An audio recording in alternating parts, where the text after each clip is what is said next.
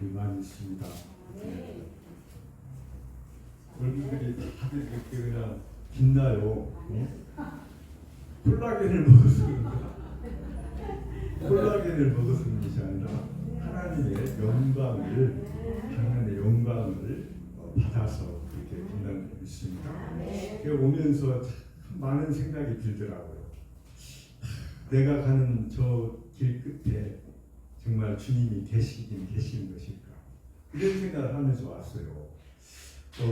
주의 일을 한다고 열심을 내지만 정말 이것이 주의 일인지, 그렇지 않으면 나의 의로 인하여 나를 나타내고 나의 영광을 나타내기 위해서 그렇게 몸부림치는 것은 아닌가, 그런 생각을 참 많이 했습니다. 마태복음 7장에 보니까 7장 22절에 보니까요.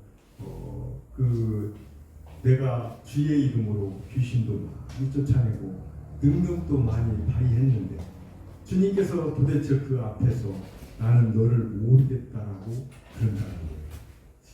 그 말씀을 묵상하면서 주님 정말 열심히 오직 주를 위한다라고 그렇게 열심을 냈는데 과연 제가 주를 위한 것인지 참 부끄럽다고. 십자가 앞에서요, 우리는 늘 부끄러움을 느껴야 됩니다. 아무 공로 없는 우리를 선택해서 하나님께서 우리에게 은혜 주셔서 구원받았잖아요. 그 많은 은혜가 과연 어디 있을까요? 네. 그래서 아무 공로 없는 우리 정말 하나님께서 그냥 택하여 자녀 삼아 주시고 그 은혜가 너무 큰 것 같습니다. 주의를 한다고 또 제가 금방 소개했듯이 사랑하는 공동체를 통해서 회의에도 교회를 깜디를 이렇게 건축을 하고 또 이 공동체를 통해서 장학생들 200 제가 이렇게 카운트를 해보니까 216명을 장학금을 줬어요. 정말 주님 저 할 만큼 했습니다. 그런데 이것이 선상순에서 보니까 오른손이 하는 일을 왼손이 모르게 하고 하셨거든요. 근데 그 말의 의미는 무엇이에요? 너희의 의를 드러내지 말라, 그 말이거든요. 그런데 나는 나의 의를 너무나 드러냈더라고요. 주의 일을 한다고 하는 것이 결과적으로 나의 의를 나타내고 나를 자랑하고 그러한 일이 됐다는 거예요. 그것을 생각하면서 주님 많은 회개를 했습니다. 주님 참 부끄럽습니다. 앞으로도 가야 할 길이 참 많고 또 그래서 이 결론은 제가 오면서 그 생각을 하면서 내렸던 그 결론은 최선을 다하자. 우리 주어진 일에 최선을 다합시다. 아멘. 그리고 정직하고 진실하게 하나님 앞에, 그러니까 우리는 나는 선이라고 행하지만 그것이 하나님 보시기에 선이 되어야 돼요. 하나님 보시기에 선이 되어야지 나는 선이라고 했지만은 때로는 우리가 상대방한테 짐이 되는 수가 있어요. 과다한 선물을 받으면 어때요? 기분이 좋습니까? 부담스럽잖아요. 과다한 선물을 받으면 부담스러워. 내가 좋아하지도 않는 사람이 막 무엇을 가지고 와봐요. 얼마나 부담스러울지 몰라요. 마찬가지로 나는 선이라고 행했지만은 하나님 보시기에 그것이 선한 것이 있을까? 그걸 한번 정도 생각해보는 우리가 됐으면 좋겠습니다. 그래서 진실해야 되고 아멘. 정말 정직해야 되고 아멘. 그럴 때 하나님께서 우리의 기도가 참 사실 주님께서 너희들은 쉬지 말라고 기도를 하라겠는데요. 우리 쉬지 않고 다 기도해요. 정말 아침에 어딘가를 출타할 때도 기도하고 차를 타고 다니면서 기도하고 기도하잖아요. 꼭 뭐 앉아서 기도해야만 기도하는 것은 아니거든요.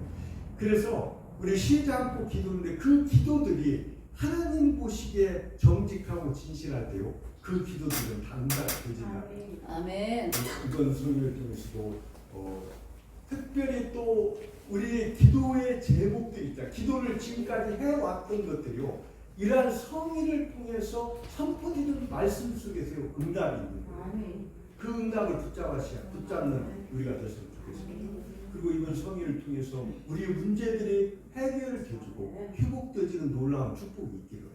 이 부흥이라는 것은 무엇이 무슨 부흥을 말하는 거예요? 심령의 부흥이 일어나게 심령의 부흥이 일어나게 되면은요 모든 문제가 해결돼요. 심령의 부흥 앞에서요 문제 해결되지 않을 것이 없어요. 그러한 역사가 있기를 바랍니다. 이제 이 시간 빼고 또 1시간 남았잖아요. 그 1시간 안에 여러분들의 그 지금까지 기도했던 기도들이 다 응답되고 특별히 우리 응답기도원, 응답교회의 그 문제들이 다 응답되는 놀라운 축복이 있기를 주님께 축원을 드립니다. 오늘 이 본문의 말씀은요 우리가 너무너무 잘 아는 본문이고 출애굽기 32장, 34장의 모델이 바로 오늘 본문이에요.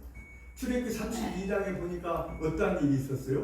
모세가 시내산에 언약궤를 받으러 하나님한테 올라가는데 모세가 내려오지 않자 아론을 비롯해서 모든 이스라엘 백성들이 기다리다가 지쳐가지고 무엇을 만들었어요? 금송아지를 만들었어요. 금송아지를 만들어가지고 이것이 하나님의 모습이라는 거예요. 그것을 본 하나님께서 어떻게 하셨어요? 너희 백성들이 부패했다 하면서 너희 모든 백성들 다 쓸어버리고 다시 너희들에게 모세에게 새로운 백성을 주겠다라고 그렇게 이야기를 하거든요. 그리고 적과 끓이는 그 가나안 땅까지 가기로 약속을 했는데 적과 끓이는 그 가나안 땅은 나는 가지 않겠다. 그러면서 어떻게 얘기했어요? 천사들을 보내겠다고 얘기를 했어요. 그런데 그 이야기를 들었던 이 모세는요 하나님이 없는 그 적과 끓이는 그 땅에 무슨 소용이 있겠어요? 아무 의미가 없는 거예요. 그래서 필사적으로 하나님한테 매달리기 시작합니다. 그러자 하나님께서 어떻게 해요? 승낙을 하게 됩니다.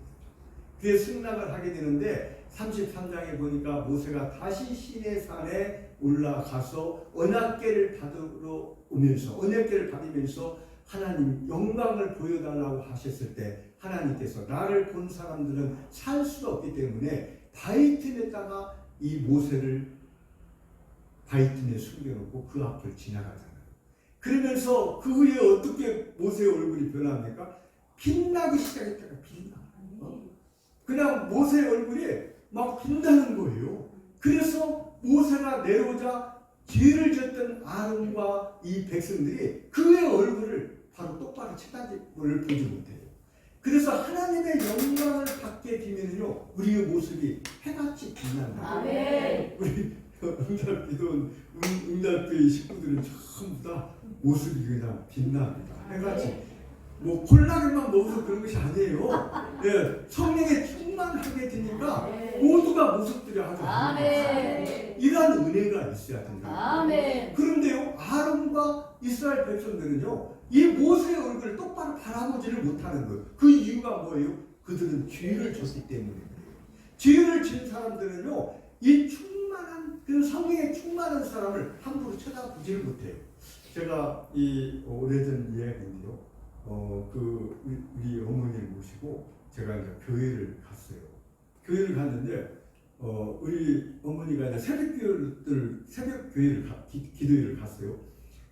그러니까 자꾸 어머니가 들으시라고 그래요. 그런데 죄가 많다 보니까 교회 안에 들으지를 못하는 거예요. 그래서 우리가 전도를 한다고 해서 전도한 사람들이 교회에 쉽게 들어오지를 못합니다. 왜냐하면 영적으로 서로가 다르기 때문에 그렇다는 아멘. 그래서 저도 죄를 많이 짓다 보니까 교회에 들어가는데 선뜻 들어가지는 못하고 그 앞에서 머뭇하기 시작했어요. 그런데 사모님이 오셔서 집사님 들어가시죠. 집사 직분을 받았지만 교회를 멀리 했거든요. 교회를 멀리 하다 보니까 죄가 많아서 쉽게 들어가지를 못한 것을 경험을 하게 돼요. 그래서 우리는 죄를 많이 짓게 되면은요 설교하는 목사님의 얼굴을 잘 쳐다를 못하고 고개 푹 숙이고 휴대폰 하고 그 사람들은 죄를 많이 진 거예요. 근데 여기 우리 성도를 보니까 한 사람도 그런 사람도 없이 전부 다 이렇게 주시하는 것이 하나님의 영광이 여러분들의 마음 가운데 비추고 있는 줄 믿습니다. 아멘. 그래요, 그렇습니다. 우리가 죄를 하고 하나님께서 가장 경계하는 것이 뭐예요? 이 죄거든요. 그래서 성령의 충만함을 받은 사람들은 항상 하나님 앞으로 자꾸 나오려고 하고 아멘. 그 주의 종들하고 자꾸 가까이 하려고. 그리고 주의 종들이 하는 그 말을 그냥 하나님의 말을 배워낸다는 걸 생각하고 그 말씀을 받고 행동으로 옮기는 거예요. 아멘. 그러한 은혜가 있어야 돼요. 그러한 은혜가 바로 여러분들한테 임하기 원합니다. 그래서 비록 사람이 많고 적고가 문제가 아닙니다. 교회가 심령의 부흥이 일어나게 되면은요, 비록 한 사람이라 할지라도 그 교회는 뜨거워요. 아멘. 네. 그런데 우리 응답교회는 정말 일꾼들이 많은 것 같고, 우리 목사님이 하도 신실하게 목회를 하기 때문에 이 양들은 목사님을 다 닮아가요. 예, 저도 이제 그 시골에서 이렇게 목회를 하면서 할머니들만 많이 있잖아요. 근데 또 엊그저께는 할머니 한 분이 넘어져가지고 고관절이 다쳤어. 그래서 고관절 수술을 어저께 수술을 했어. 어저께 수술을 했는데 그 고관절이 쉽게 낫는가 수술한다 해서 몇 개월 걸리잖아요. 그리고 어떤 한 분은 그 작년에 그 이제 병원에 입원했다가 얼마 전에 오셨어. 얼마 전에 오셨는데 다리를 쓰지를 못해요. 그래서 제가 교회가 그 전에 그 교회가 아니고 그 옮겼거든요. 2층이요. 그러니까 2층까지 오지를 못하니까 교회를 못 나오는 거예요. 그런 것을 보면서 정말 마음이 너무너무 아픈 거예요. 그냥 마음이 그 목회자의 그 심정이라는 것은요, 그 양들을 정말 나의 양들을 다른 곳에 보내야 하는 그 심정. 그래서 그래도 이 실족하면 안 되니까 저희 교단의 그 목사님한테 제가 연락을 했어요. 연락을 해서 같이 좀 갑시다 해서 그 목사님을 그 교회로 이렇게 나올 수 있고요. 그렇게 인도하고 마음은 아프지만 어떻게 하겠어요. 우리 교회에 나오지 못한다면 신앙생활도 잘해야 될 거 아니에요. 그래서 그런 일이 있었습니다. 아무튼 이 목회자의 그 말을 잘 순종하고 그렇게 함으로써 그것이 복을 받는 비결이 돼요. 오늘 본문에 어쨌든 이 본문을 보니까요, 수건을 벗는다는 것은 두 가지 의미를 가지고 있어요. 첫째는 뭐냐면은 거듭난 성도가 하나님의 영광을 보면서 주의 형상을 닮아가는 거예요. 우리는 주의 형상을 닮아가야 됩니다. 그 하나님의 영광을 거듭에서 볼 때마다 우리는 주님을 닮아가는 이것이 바로 성화예요. 성화. 우리의 목표가 신앙생활하는 목표가 뭐예요? 성화예요. 성화에 이르기 위해서 우리는 끊임없이 그 말씀을 듣고 기도하고 그렇게 하면서 변해져 가는 거예요. 그래서 이 성화의 씨앗이 무엇이냐니까 하나님의 영광을 거듭거듭해서 보는 거예요. 하나님의 영광을 거듭거듭만 보면서 나의 모습이 변해져 가는 거예요. 이것이 바로 성화의 씨앗이다. 할렐루야.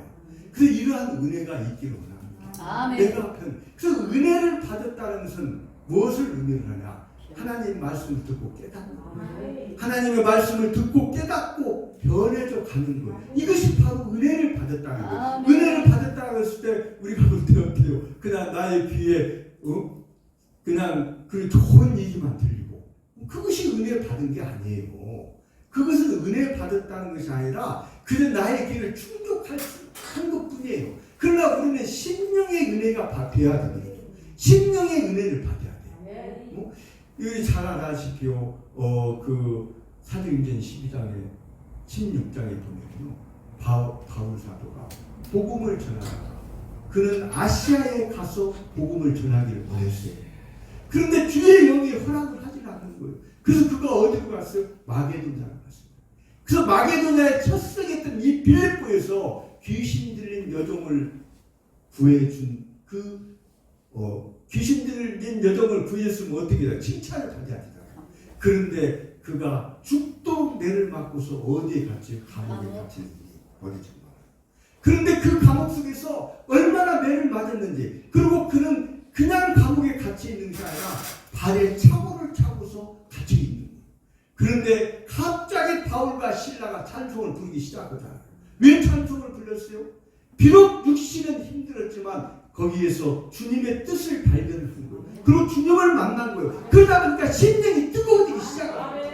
심령이 뜨거워지니까 찬양을 부르기 시작하니까 어떻게 일이 벌어졌습니까? 옥문이 열립니다. 그 그리고 창호가 풀어져 버린 역사가 나타나요. 바울과 실라가 무엇을 바라봤어요? 바로 한 영혼을 바라본 거예요. 바울과 실라는 왜 주님께서 나를 이 빌립보로 보냈을까? 이 빌립보는 로마로 들어가는 첫 성이었거든요.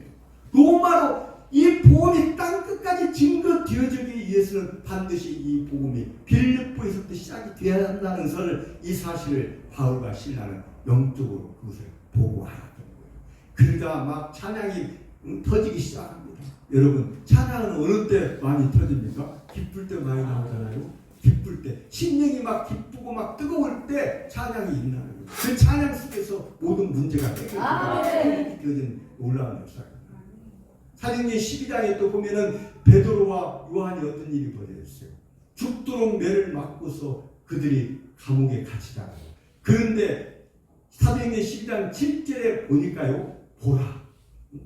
12장 7절 한번 찾아볼까요? 우리 사도행전 12장 7절.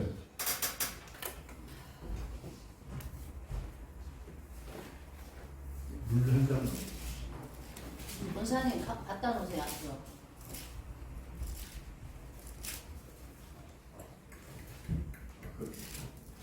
사도행전 10장 7절 우리 물 한번 찾아서 한번 읽어주실래요? 감사합니다.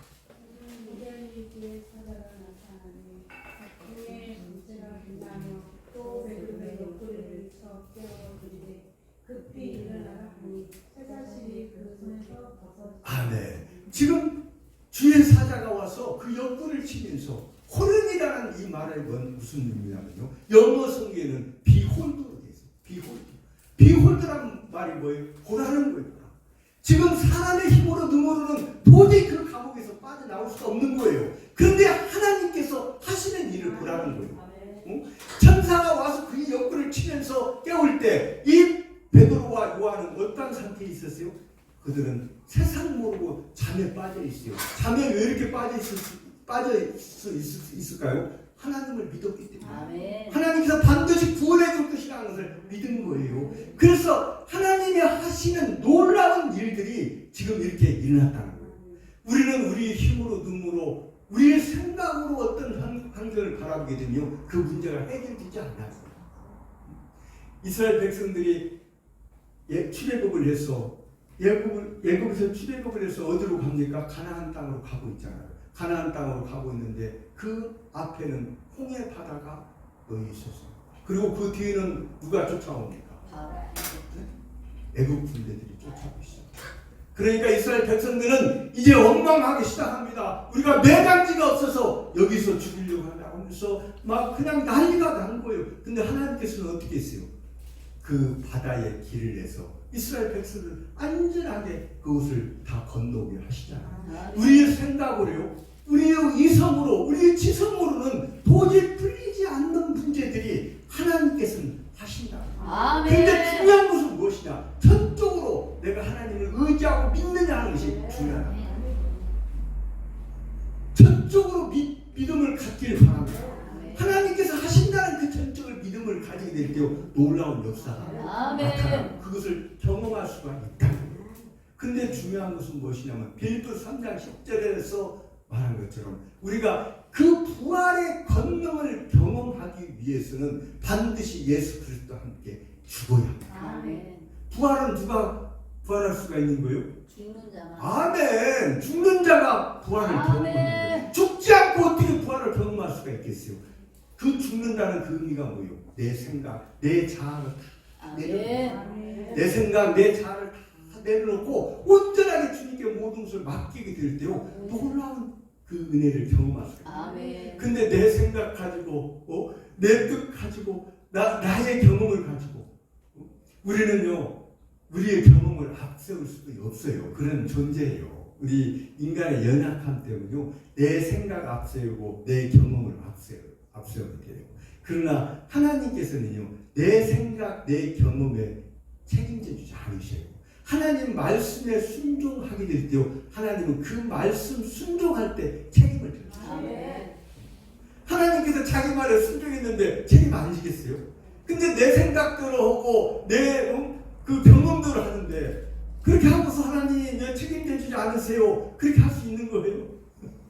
내 생각, 내 경험 다 내려놓고 하나님한테 온전히 맡기시기 바랍니다. 그래서 우리는요, 이렇게 말씀을 듣고 이렇게 모이는 이유가 무엇이냐면은 그러한 지금 경험을 하고 그러한 훈련을 받는 거예요.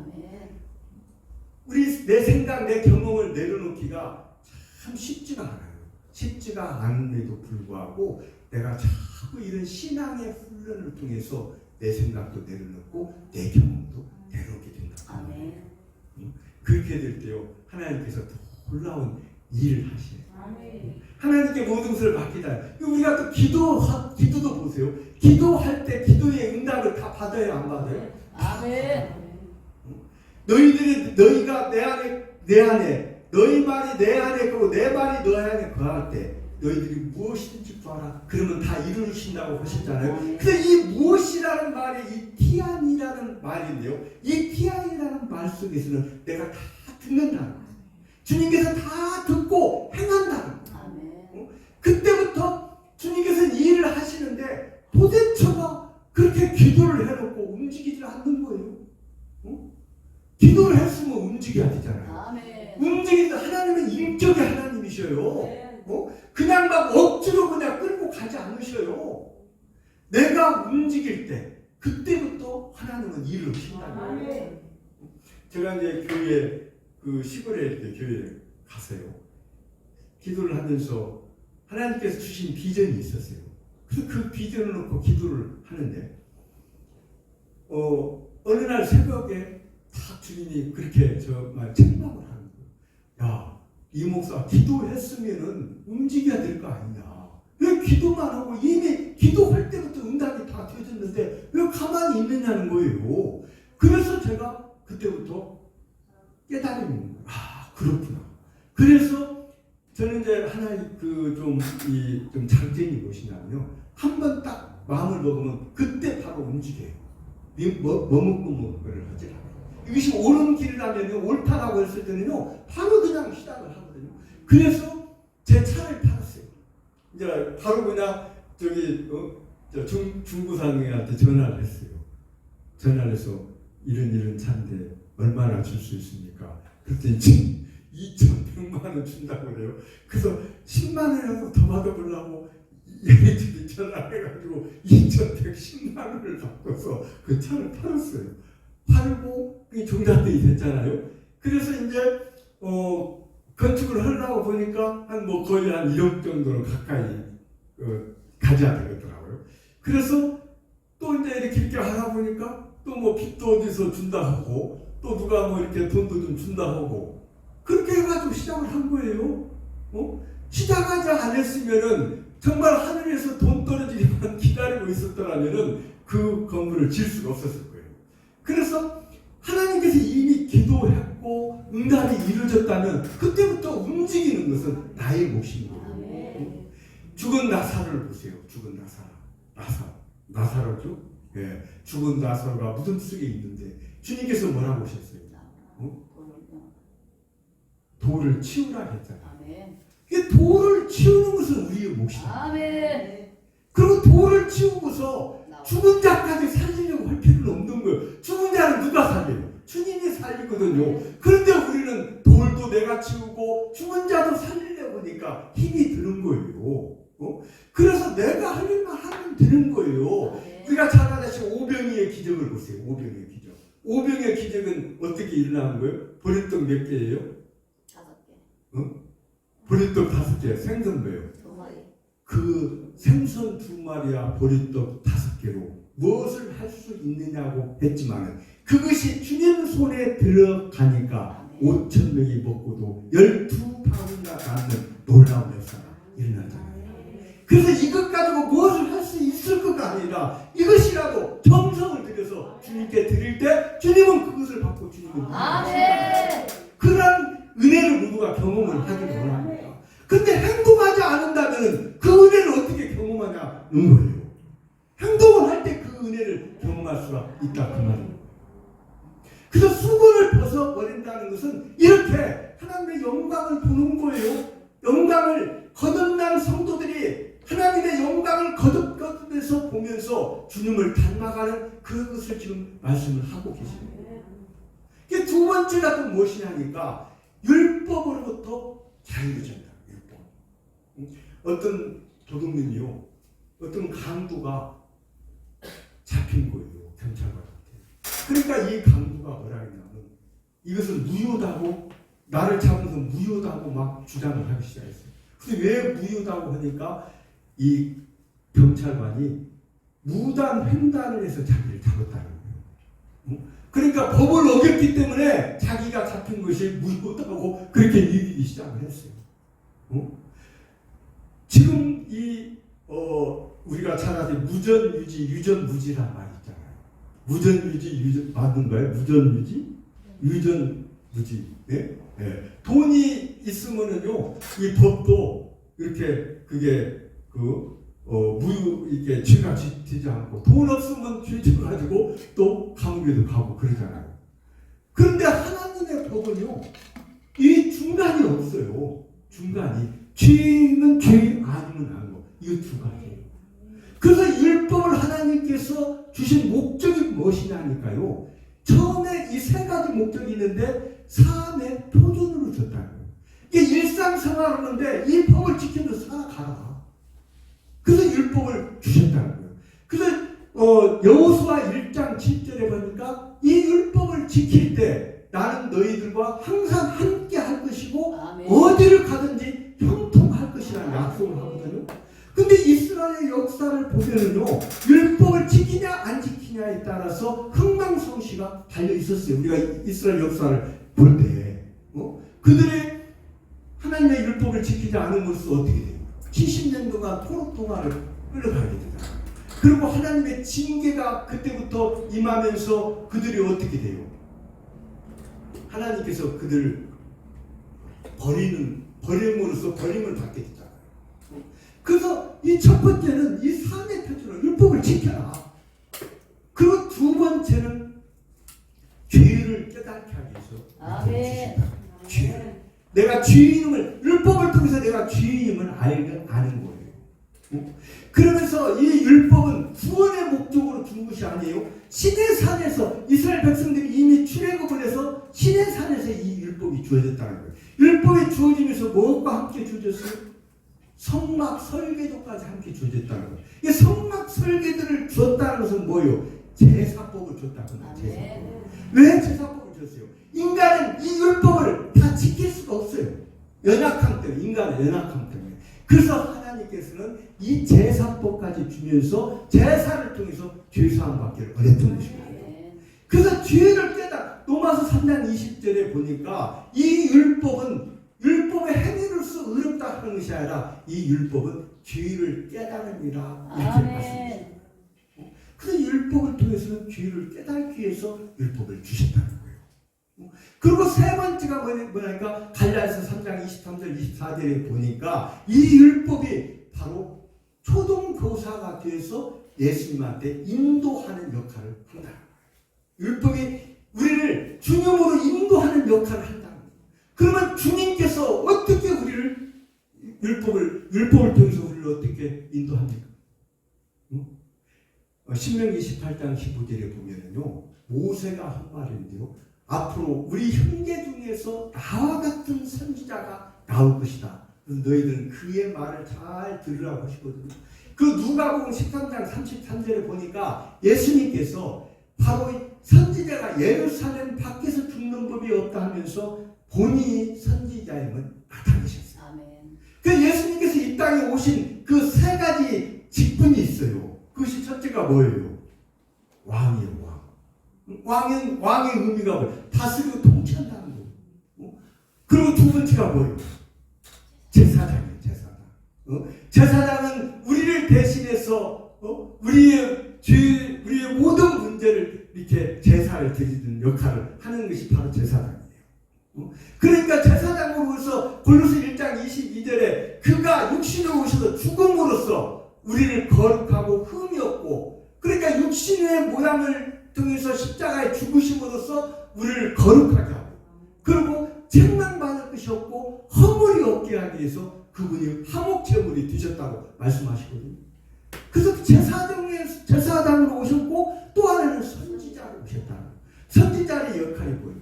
하나님의 말씀, 바로 율법을 받아서 백성들이 가르치고 그 백성들에게 그 의미까지도 깨닫게 하는 것이 바로 이 선지자잖아요. 그래서 그러면 선지자로 오신 예수님께서 어떻게 율법을 완성을 했느냐는 거예요. 우리 로마서 8장 3절 4절 한번 찾아서 읽어봅니다. 설교가 굉장히 어렵죠. 네. 로마서 8장 3절 4절 한번 찾아봐서 읽어볼까요?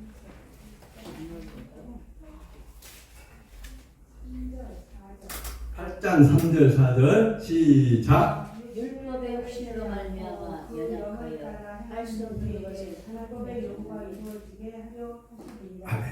4절. 4절 4절. 네. 3절 한번 다시. 율법이 육신으로 말미암아 연약하여 할 수 없는 그것을 하나님은 하시나니 곧 죄로 말미암아 자기 아들을 죄 있는 육신의 모양으로 보내어 육신의 죄를 정하사. 아멘. 읽을 때는 다 같이 함께 읽으셔야 되고 하나님 말씀은요 함께 읽을 때 은혜가 되는 거예요. 네. 제가 왜 자꾸 이렇게 읽게 하냐면요, 이게 그냥 지금 이렇게 말씀은 듣기는 저도 우리 귀에요. 자꾸 이런 그 율법적이나 이런 설교는 귀에 이렇게 잘 안 들어와요. 귀에 잘 안 들어오거든요. 그래서 그러나 이것을 자꾸 읽고 자꾸 듣게 될 때요, 나중에 시간이 지나고 나면 깊은 깨달음이 있어요. 아멘. 이게 복음이라는 것이 그런 것이거든요. 그래서 자꾸 제가 읽게 하는 거예요. 그래서 율법도 육신으로 연약함을 할 수 없는 그것을 하나님께서는 하시는 거예요. 그것을 예수님께서 예수님께 우리의 죄를 담당했다. 아멘. 전일을 시켰다. 그래서 그분이 이 땅에 오셔서 십자가에 죽으시면서 우리의 모든 죄를 대속하셨다. 아멘. 그렇다면은 로마서 10장 4절에 보니까 그리스도의 믿는 자들에 위해서 예수님께서 율법의 마침이 되었다고 하시고, 율법의 마침이 바로 예수입니다. 이게 예수님께서도 그 율법을 폐하러 온 것이 아니라 율법을 완전하게 하기 위해서 오셨는데, 그 두 가지 바로 하나님 사랑과 이웃 사랑을 그 율법으로 제시를 하셨어요. 그 로마서에서 보니까 바울 사도 다른 법이 필요 없다고, 내 이웃을 내 몸같이 사랑하라, 그 이외에 다른 법이 필요 없다는 거예요. 그 법 안에서 바로 부모를 공경하라, 간음하지 마라, 살인하지 마라, 도둑질하지 마라, 모든 법이 내 이웃을 사랑하는 그 법 안에 다 들어가요. 아멘. 그래서 내 이웃을 내 몸같이 주님께서 사랑하라고 하셨는데 어떻게 내 이웃을 내 몸같이 사랑할 수가 있느냐. 그 말씀을 통해서 은혜를 받기를 원하는데요. 우리가 음악의 아버지라고 했던 이 바하를 아시죠? 바하는 음악의 아버지라고도 불렸지만은 그는 아주 기독교의 유명한 곡들을 많이 만드셨어요. 그가 대표적인 뭐예요? 칸타타. 그리고 마태의 순환곡, 이러한 곡들을 그가 만들었어요. 그래서 그분은요, 이 기독교를 통해서 기독교의 엄청난 그런 이바지를 한 분이에요. 그런데요, 그런 집에서는 아무것도 할 줄 아는 것이 없었단 말이에요. 그 집에서 누가 다 해줘요? 자기 아내가 다 해주는 거예요. 근데 아내가 죽었어요. 아내가 죽어서 책상 앞에서 그냥 엉엉엉 울고 있는데 하인이 와서 그 바하한테 장례에 필요한 돈을 좀 주세요 하니까 이 바하가 뭐라 했냐면 나의 아내한테 가서 달라고 해라 그러더라는 거예요. 응? 바하가 이해가 안 가요? 이해가 가면 좀 웃기도 하고 좀 그래야지. 그냥 그렇게 하고 있으니까 이 설교가 말이 잘 안 나와. 웃어. 응? 아멘 하고. 웃을 때는 좀 웃고 이게 커뮤니케이션이 잘 이루어져야 이 설교도 재미가 있는 거예요. 그냥 꿀먹은 보여주면 가만히 저렇게 있으니 설교하고 싶은 마음이 생겼어요. 그래서 죽은 자기 아내한테 가서 장례비를 달라고 하라고 그런다는 거예요. 근데 이 말을 그 기독교의 철학자였던 키에르케고르라는 그 철학자가 있는데요. 철학자가 어떻게 표현을 했냐면요. 지금 시대가 요구하는 것은 이 천재가 아니라는 거예요. 천재는 차고 넘쳤다는 거예요. 칸타타를 이 바하가 만들지 않았다면 어떤 다른 누군가도 만들었을 거라는 거예요. 그런데 이 시대가 요구하는 것은 바로 순종을 요구한다. 아멘. 하나님 말씀에 순종을 요구한다. 아멘.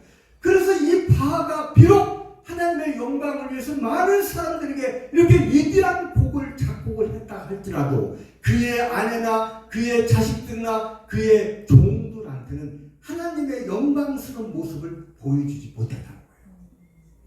지금 무엇을 의미를 하는 거예요?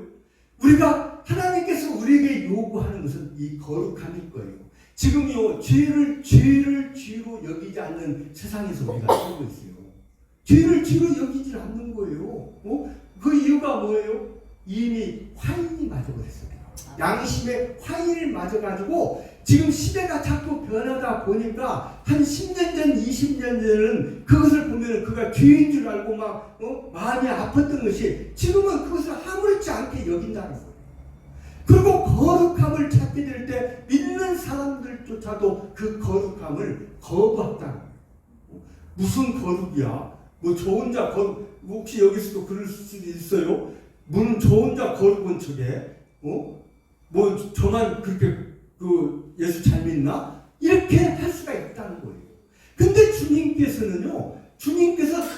레위기 19장 2절에 보니까 내가 거룩하기 때문에 너희도 거룩하라고 합니다. 우리가 의롭게 된 것은 우리가 속성이 의로워서 그런 게 아니에요. 예수 그리스도가 나를 위해 십자가에 죽으시고 그 보혈의 피를 통해서 그분을 내가 믿음으로써 의로워진 거예요. 그래서 이 의롭다는 것은 법적인 그 칭호의 의미가 있어요.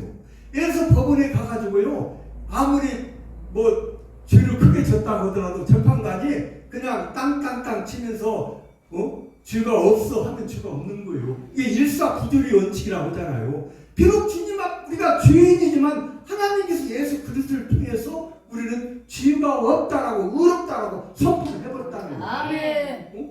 그래서 우리가 복을 받았다는 것은 그러한 의미예요. 뭐가 막 잘 되어서 막 모든 것이 형통하고 막 그냥 만지기만 하면 무엇이 잘 되었을까 아니라 이렇게 아무런 공로 없음에도 불구하고 예수 그리스도께서 나를 택하여 주셔서 자녀 삼으셔서 예수를 통해서 의롭게 되었다는 거. 이것을 바로 말하는 거예요.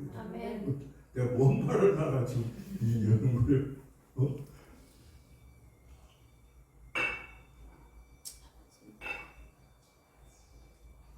내가 뭔 말을 아무튼 간에 이렇게 우리는 아무런 공로 없지만은 주님께서 나를 택해서 자녀를 삼아주심으로써 우리가 주님을 통해서 그렇게 거룩함을 의지를 하는 거예요. 그래서 아까도 얘기했지만 골로새 1장 22절에서도 그런 의미예요. 우리가 거룩하고 그리고 아무런 정말로 그 허물이 없게 하고 그렇게 하기 위해서 예수님께서 나를 위해서 십자가에 죽으셨다. 그 의미가 우리에게는 크다는 거예요. 그 의미를 늘 생각하면서 우리가 신앙생활을 하는 우리가 되자는 거예요. 그래서 이 본문의 오늘의 이 말씀도 보니까요. 이 주님께서는 우리에게 항상 그 하나님의 영광을 위해서 우리 4장 6절 한번 볼까요? 4장 6절. 어두운 데 빛이 빛이라 말씀하셨던 그 하나님께서 예수 그리스도의 얼굴에 있는 하나님의 영광을 아는 빛을 우리 마음에 비추셨습니다. 어두운 데 빛이 빛이라 말씀하셨던 그 하나님께서 예수 그리스도의 얼굴에 있는 하나님의 영광을 아는 빛을 우리 마음에 비쳤다는 거예요. 이 말의 의미는 뭐예요? 우리가 거듭난 것은 무엇을 통해서 거듭났어요? 베드로전서 1장 24절에 보니까 우리가 거듭난 것은 썩어질 것으로 된 것이 아니라 썩지 않는 하나님 말씀. 그래서 하나님의 말씀이 우리 가운데 적용이 되어질 때 어둠의 뜸이 물러갑니다. 하나님의 말씀이 정말로 어떤 사람은요 그 뭔가 정말 너무너무 일이 잘 풀리지 않고 막 죽고 싶을 때가 있는 거예요. 근데 하나님의 선포되는 이 말씀에서 희망을 갖고 그리고 어떤 사람은 이혼을 결심했다가도요, 하나님의 어느 날 예배를 통해서 하나님을 인격적으로 만나잖아요. 만나게 됐을 때 그 이혼을 취소를 할 수도 있는 거예요. 그리고 내가 죽고 싶다. 그럴 때 이 하나님의 말씀을 통해서 다시 용기를 얻는 거예요. 그래서 이 오늘 6절의 말씀에 어두운데 빛이 빛이라 말씀하신 그 하나님께서 예수 그리스도의 얼굴에 있는 하나님의 영광을 아는 빛을 우리 마음에 비춰줌으로써 하나님의 말씀이 우리 가운데 임함으로써 우리는 하나님의 영광을 보게 된다. 아멘. 하나님의 영광을 거듭거듭해서 보는 우리가 되어야 될 줄 믿습니다. 아멘. 우리의 삶은 항상 로마서 12장 2절이요. 우리가 영적 로마서 12장 2절 하면 찾아요. 로마서 12장 2절 1절 2절 하면 찾아요.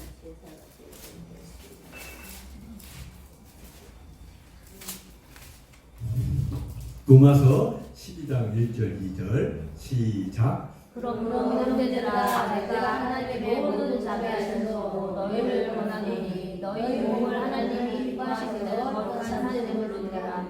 이는 너희가 드릴 영적 예배니라. 아멘. 아멘. 지금 우리가 드릴 영적 예배가 뭐라고 그랬어요? 영적 예배가 산 제물로 드리는 아멘. 이 말의 의미는 우리의 삶을 드리라. 아멘. 우리의 삶을 하나님께 드리는 것이 바로 영적 예배다. 우리 잘 아다시피요, 가인과 아벨 이야기하잖아요. 가인. 네. 근데 하나님께서는 이 가인의 예배를 거부하고요, 아벨의 예배를 받았어요. 그 이유가 무엇일까요? 가인은요, 평상시에 하나님을 경외하지 않았어요. 평상시에 하나님을 경외하지 않고, 아벨은 평상시에 항상 하나님을 경외를 했다. 가인은 이 제사를 창세기 보니까요, 때가 지나서 감사 제사를 드리기 시작. 때가 지나서 감사 제사를 언제 드리는 거예요? 감사할 때 감사 제사를 드리는 거 아니에요? 감사 예물을 언제 드려요? 감사할 때 감사 예물을 드리는 거예요. 그런데 이 가인은요, 시간이 훨씬 지나고 난 뒤에 그때서 생각이 난 거예요. 그러니까 그는 항상 자기 멋대로 생각을 하고 자기 멋대로 이 삶을 살다가 이 제사 때가 되니까 아이고 내가 우리가 쉽게 말해서 한 주간을 그냥 내 마음대로 살다가 아이고 이번에 주일이네, 주일 나가서 예배 드려야지 하고 드는 것하고 마찬가지다. 그러니까 우리 삶이 예배가 되어야 됩니다. 삶이. 그래서 아벨은 항상 삶 속에서 예배를 드리는 그 삶을 살았다는 거예요. 아벨은 그 첫 새끼를 낳게 되면은 이 첫 새끼를 분류해가지고 이것은 하나님께서 주신 생명이구나. 그런데 이 생명을 정말 너무너무 신비스럽고 이 생명이 너무너무 귀하구나. 그런데 큰 하나님을 그렇게 사랑하는 그런 마음으로 그렇게 양떼를 치기 시작했다. 그러니까 이 삶이 바로 예배가 되어야 돼. 삶이 예배가 되어질 때 우리가 걸어가면서 기도하는 그 기도까지도 주님께서 다 들으셔야 돼요. 그런데 내 삶은 엉터 같은 삶을 살면서 주일날 와서 거룩한 척 해봐야 그 예배를 하나님께서 거절한다 그 말이에요. 그래서 우리 삶이 항상 예배자의 삶, 정직하고 진실하고 내 삶이 그런 삶을 살게 될 때 하나님께서 항상 나와 함께 동행하고, 그리고 내가 무엇을 구하고 무엇을 원하든지 하나님께서 다 응답해 주실 줄 믿습니다. 이 호주나 일본, 아니 미국 같은 데는 땅이 넓잖아요. 그래서 가축을 기르는 방법이 뭐냐면요, 울타리를 치지 않는다. 왜 울타리를 치지 않을까요? 울타리를 쳐야 이 가축들이 울타리라 해서 그렇게 양육이 되어지지 않을까요? 근데요, 그들은요, 샘을 파는다. 샘을 파게 되면은 사람이나 동물이나 이 물이 없이는 못 살거든요. 그러니까 자기들이 마음껏 그 푸른 초장을 다니면서 그 풀을 먹다가 물이 있는 곳에 반드시 돌아온다. 그래서 호주나 미국에서는 그렇게 이 동물들을 키운다는, 가축들을. 이 말의 의미는 무엇이냐면, 말씀이 있는 곳에서는요, 그리스도가 있는 곳에서는 항상 모여들고 되어 있습니다. 말씀이 말씀이 흥황하는 것에 제자의 수가 많은 것처럼 아멘. 말씀이 있는 곳에서는 모여든다니까요. 아멘. 그래서 그 말씀이 우리를 푸른 초당으로 실가로 물가로 인도하게 될 줄을 믿습니다. 아멘. 아멘. 제가 이렇게 우리 김지영 목사님을 만난 지가 꽤 오래됐어요. 그런데 항상 참 보면은 참 경건한 그런 삶을 사십니다. 그리고 항상 말씀, 찬양, 기도하면서 어떻게 하면 참 양들을 잘 양육할까 그런 것들을 늘 생각하고 그런 참 모험적인 목사님이시죠. 제가 제주도 한번 모시려고 했더니 제주도 길이 안 가신다고 그래. 그래서 그 산이 또 그렇게 이제 교회를 또 비워주고 또 그렇게 가는 것이 쉽지가 않아요. 저도 사실 이제 교회에서요 그전에는 마음껏 막 돌아다녔거든요. 근데 우리 권사님 한 분이 뭐라고 하냐고 수요일날 저기 어디 집회 간다는 우리는 어떻게 하고 가시냐고 그러시는 거예요. 그 말을 듣고 나니까 정신이 번쩍 나더라고요. 그래서 가능하면 안 가려고 그래. 가능한 거예요. 가능하면은 공적인 예배는 함께 하려고 그러거든요. 그래서 우리 김지영 목사님도 그 양들을 너무 사랑하셔서 그 교회를 비우지 않으려고 하는 그 마음을 제가 충분히 이해하거든요. 그래서 항상 이 우물가에 이 가축들이 떠나지 않고 아무리 자유롭게 그게 방목을 하고 있지만 그 우물가로 모여든 것처럼 말씀이 흥황하고 그리고 그 예수의 생명이 있는 곳에서는 항상 모여든다는 사실. 그래서 사람들이 성도들이 많고 적과 문제가 아니라 그 교회에 정말 진정 예수의 생명이 있는가 이것이 중요하다. 그리고 이 목회자들은 항상 사랑이 많아요. 사랑이 많아야 그 사랑을 통해서 이 정말 양들을 양육하고 그러는 것 같아요. 우리 김지영 목사님 참 그런 면로 봐서 굉장히 참 본이 되어지는 그런 목사입니다. 그래서 우리는 이웃을 내 몸같이 사랑했을 때 잠언서 11장 25절에 보니까 구제를 좋아하는 자는요 방하잖아요. 남을 눈떡하게 하는 자는 자기도 윤택해요. 근데 과도하게 아껴도 가난해지고 과도하게 아껴도 가난해진다는 거예요. 그래서 제가 이 말을 묵상하면서 어떤 정말로 실질적으로 있었는지는 저도 잘 모르겠는데요. 어떤 음식점에서 이 주방장이 하도 주인이 미우니까 주인이 미운 거예요 하는 것이. 그러니까 그냥 망을 하고 오는 손님들한테 고기를 평상시보다도 한 주먹 줄 것을 두 주먹씩은 줘버려요. 고기를 망을 하고. 그런데 그 집이 망한 것이 아니라 오히려 그냥 엄청나게 막 손님들이 많아가지고 막 부자가 됐다고 하더라고요. 그래서 우리가 주면은 망할 것 같아도 안 그런다니까요. 주면은요 그것이 어떻게 돼요? 더 불러줘서 와요. 그런데 우리 마음가짐이 항상 그것을 내 것이라고 생각하고 그것을 아깝게 생각하니까 선뜻 못 줘요.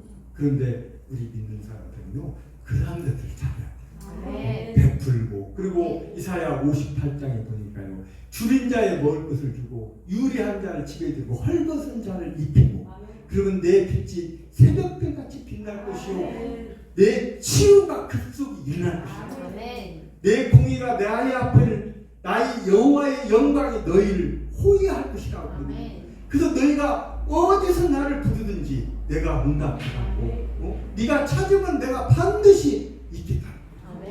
네가 찾는 곳에 내가 있겠다는 거예요. 그런데 그런 것들을 잘 하지 못하니까 우리가 내 이웃을 내 몸까지 사랑하는 그 말씀을 지키지 못하고 내 생각과 내 마음으로 살아갔습니다.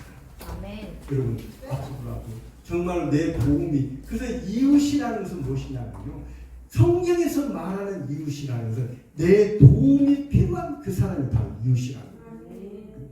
누가복음에서 그 선한 사마리아의 이야기 우리 잘 알잖아요. 어떤 사람이 길을 가다 예루살렘에서 여러 곳으로 내려가다 강도를 만났잖아요. 그 강도를 만난 사람을 레위인도 그냥 지나갔고 제사장도 그곳을 지나갔어요. 그런데 당시의 율법에 그 더럽고 부정한 것은 쳐다도 봐서는 안 되거든요. 율법에 그랬어요. 율법에. 그리고 제사를 지낼 사람은 어떻게 돼요? 제사장으로서 제사를 제사를 지내야 되니까 마땅히 더러운 것은 만질 수도 않고 쳐다도 봐서는 안 되는 거예요. 이 율법을 지킨 거예요, 이 제사장은. 그리고 내인도 마찬가지였어요. 내인도 제사를 드리고 제사에 수종을 드려야 되니까 그에 따라갈 수는 없었겠죠. 그러나 주님께서 하고자 했던 그 의미는 무엇이냐면 제사도 중요하다는 거예요. 제사도 중요하지만 더 중요한 것은 바로 사랑이라는 거예요. 아멘. 사랑을 바로 아멘. 베풀라 그 말. 아멘. 우리 너무나 잘 아는 그 요한복음에 어떤 가늠한 예인이 현장에서 들켰어요. 그 가늠한 예인은 현장에서 만약에 들켰으면 그때의 법이요, 사람을 쳐 죽여도요 그 법에 저촉이 안 됐어요. 근데 예수님께서 뭐라고 하셔요? 죄 없는 자가 돌로 치라고. 근데 주님께서 하고자 했던 얘기는 무엇이냐면 율법도 중요하지만 그 율법 위에 사랑이 있다는 것을 강조를 하고 싶거든요.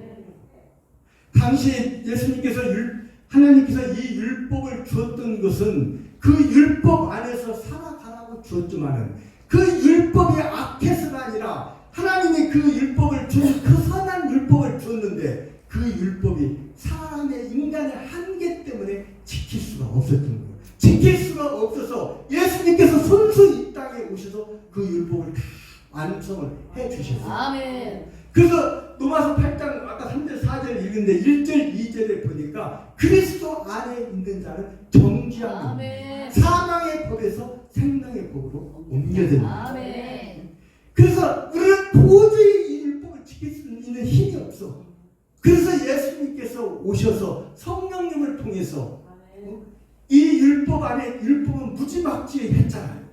무지막지했어요, 율법은. 그런데 이 성령의 생명의 법 안에 들어오게 되면 그 법 안에는 은혜가 넘치고 은혜가 얼마나 넘칩니까? 그리고 이 율법을 이제 예수님이 오심으로써 이 율법을 어떻게 지키는 거예요? 성령 안에서 지키는 거예요. 성령 안에서. 우리가 율법을 지키지 못하면 율법을 지킬 수 있는 힘도 주셔요. 그리고 율법을 지키지 못할 때는 회개도 하게 하셔요.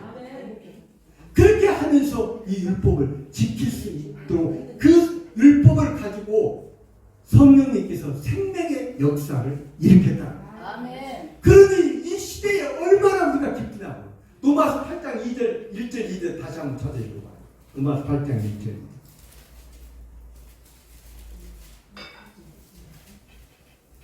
로마서 8장 1절 2절 다시 한번 찾아 읽어봅니다. 시작. 그러므로 이제 그리스도 예수 안에 있는 자에게는 결코 정죄함이 없나니 이는 그리스도 예수 안에 있는 생명의 성령의 법이 죄와 사망의 법에서 너희를 해방했다. 아멘. 이제 율법 때문에 여러분 정죄 당하지 마십시오.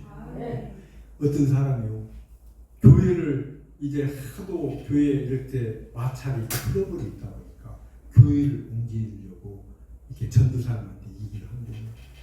이게 그 전도사님이 막 저주를 하시기, 우리 교회를 떠나면 당신은 저주가 임할 것이다 하면서 막 저주를 퍼붓기 시작했어요. 물론 섬기는 교회를 끝까지 잘 섬겨야 되죠. 그러나 상황에 따라서 떠날 수 있으면 어떻게 떠나야 되는 거 아니에요? 그래서 그 말을 듣고 이 사람이 가다가 넘어져 버렸어. 넘어져 버리니까 어떤 생각을 했겠어요? 아, 전도사님의 그 저주가 율법을 그 저주가 나한테 임했구나 이렇게 생각을 하는 거예요. 그런데 여러분 금방 우리가 8절 1절 2절에서 읽은 것처럼 이제 예수 믿는 사람한테는 정죄하는 아멘. 죄를 정하지 않는다는 거예요. 아멘. 왜냐? 예수님께서 우리를 위해서 그 십자가에서 모든 문제들 해결해 줍니다. 아멘. 그래서 이제 말씀을 마치기 전에 우리 한번 고린도후서 4장을 한번 봅니다. 4장 8절 한번 우리 8절. 4장 8절 8절에서 10절까지 한번 우리 함께 읽어봅니다. 시작. 우리가 사방으로 이것을 당하고 쌓이지 아니하며 답답한 일을 당하고 납치하지 아니하며 박해를 받아도 버림받지 아니하며 거꾸리낌을 당하도 하지 아니하며 우리가 항상 예수의 죽음을 몸에 짊어지는 예수의 생명이 우리 몸에 나타나게 하려 합니다. 우리 예수의 생명이 있는 한 아멘. 사방으로 부귀성을 당해요. 아멘. 사방으로 부귀성을 당해요. 그리고 또 뭐라 합니까? 거꾸리 뜸을 당해도 망하지 않아요. 아멘. 그리고 우리가 항상 박해를 받아도 버림받잖아요. 왜 그래요? 예수 때문에. 아멘. 그러니까 우리가 자랑할 것은 예수밖에 없어. 자랑. 아멘. 예수만 자랑. 아멘. 자랑할 것은 예수만 자랑. 아멘. 예수와 함께 동행하고 아멘. 예수와 함께 정말 오직 아버지의 영광을 위해서 아멘. 무엇을 하든지 고린도전서 10장 31절 말씀 무엇을 하든지 먹든 마시든 무엇을 하든지 아버지의 영광을 위하여 하는 거죠. 아멘. 예수의 생명이 있게 될 때 우리는 정말 자유로워질 수 있다. 예수님께서 생명의 성령의 범하셔서 모든 것을 다 해결하셨어요. 아멘. 해결하셨기 때문에 그 율법에 매여가지고 항상 그렇게 하지 말고 이 신앙생활이 자유로워야 돼요. 아멘. 신앙생활이 재미있어야 됩니다. 주님은 우리를 속박하지 않으세요. 이미 예수님께서 모든 걸 다 짊어지셨어요. 그 십자가에 우리를 대신해 죽으셨어요. 그런데 언제까지 그렇게 눌러서 그렇게 살면서 자유함을 누리길 바랍니다. 생명의 성령에 부어서 우리를 살리시고 성령께서 우리를 살리시고 성령과 함께 늘 그렇게 동행합니다. 성령과 함께 살아가는 우리가 될 것입니다. 그렇게 될 때요 정말 우리 신앙생활이 얼마나 재미있고 행복해요. 그래서 하나님의 영광의 얼굴이 우리 모든 그 성도들 앞에 영광이 모세의 얼굴에 그 하나님의 영광이 비춤으로써 빛나는 것처럼 그렇게 빛나는 여러분들이 되기를 주님의 축복을 드립니다.